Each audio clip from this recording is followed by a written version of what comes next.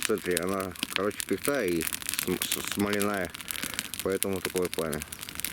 Ну, пока нас не было. Казалось бы, человек нарыл, а смотрите, нора.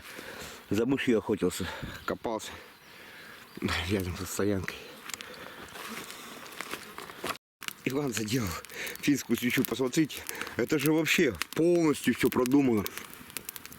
Она не только там, это, ну вот и подставка, чтобы, да, кислород именно так шел.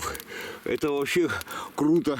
Будем варить уху. Уху будем варить. Плазиком можно тут и прятаться от дождя, в принципе, если не мокро. И трубу, видите, что получилось. Она у нас смотрит теперь вниз. Надо вот эту штучку подгибать. Ну, ремонтом занимаемся. Вот так немножко. Было оно где? Утром. Вот так. И почти по радиусу передвинулось, короче, получилось.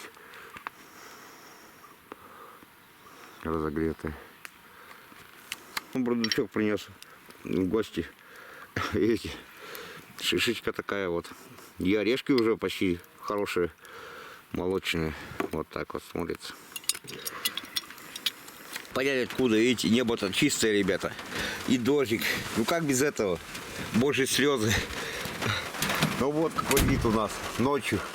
Видите, очаг, костерчик дымится. Брат лежит. Круто. Красиво, ребята. Вот такая. На это что такое у меня получается этот. Вот такой вид, когда я лежу. Протер пальцем большим. Мизинцем не получается эти удалять. А так все. Ну вот дождик какой закончился. Все, пошли. Летит, ребята, это как бы отмашка, когда корабли расходятся, называется, с какой стороны обходить. Вот он дым летит, и, короче, медведь уже запах чует, что здесь человек. И мы, как бы предупреждая медведя, и всегда расходимся с ним. А так было бы ружье, не кричали, дымом бы не пускали. Понятно бы, неожиданная встреча обернулась для нас неожиданным нападением.